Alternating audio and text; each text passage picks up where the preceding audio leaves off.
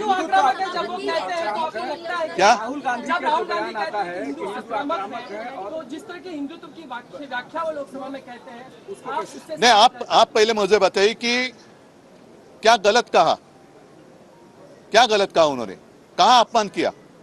एक तो वो तो बार बार दिखाना चाहते थे शिवजी की प्रतिमा, वो दिखाने के लिए पाबंदी लगाई गई। क्या यही हिंदुत्व है? जय श्री राम के नारे हम भी देते हैं तो वो चलते हैं।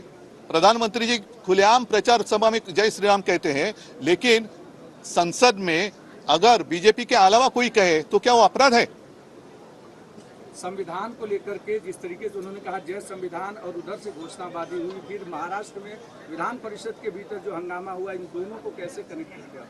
नहीं, मैंने सारी बातें कही हैं कि ये सारी अगर मगर की बातें हैं। अगर आपको ऐसा लगता है कि कल राहुल जी ने हिंदुत्व का अपमान किया है तो मैं नहीं मानता, क्योंकि उन्होंने साफ स्पष्ट शब्दों में कहा जो बात मैं कहते आया हूं कि भाजपा यानी हिंदुत्व नहीं है।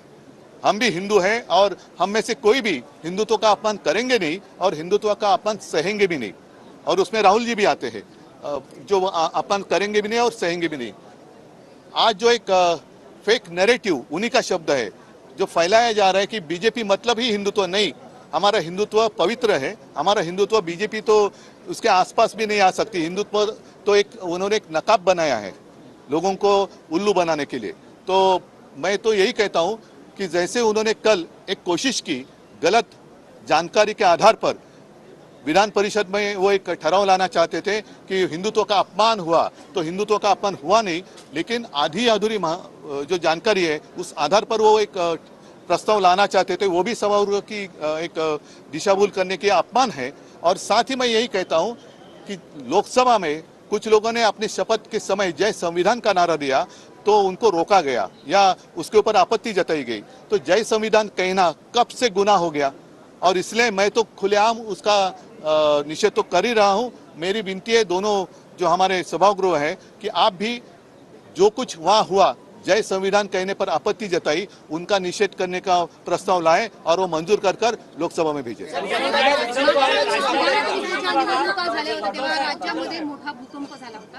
राज्य आता सुद्धा तुम्ही आत्मविश्वासाने तुमचा उमेदवार तिसरा उमेदवार दिलेला आहे। या निवडणुकीनंतर सुद्धा राज्यात भूकंप किंवा वेगळं चित्र बघायला मिळेल त्याची खात्री असल्याशिवाय आम्ही निवडणूक का लढतोय? कारण आम्ही तर निवडणूक आम्ही लढणारी माणसं आहोत, आम्ही हत्यार टाकणारी माणसं नाही आहोत। पक्षफुटीचा प्रॉब्लेम हा त्यांना जास्त आहे, कारण त्यांच्यामध्ये अनेक जण इच्छुक आहेत ज्यांच्या इच्छेवरती पाणी पडले। सत्ताधारी वागतायत असं म्हणा होता। अंबादास दानवे यांचं ज्या पद्धतीने 5 दिवसाचं निलंबन झालं, सत्ताधारी सूडभावनेतून वागतायत आणि सत्ताधारी विरोधकांवर भारी पडतायत।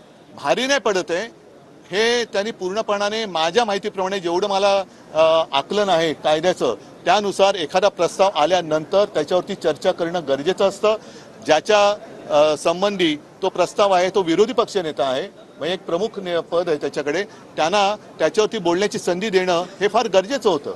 ते न करता एकतर्फी निलंबन करणं हा एक मोठा अपराध आहे।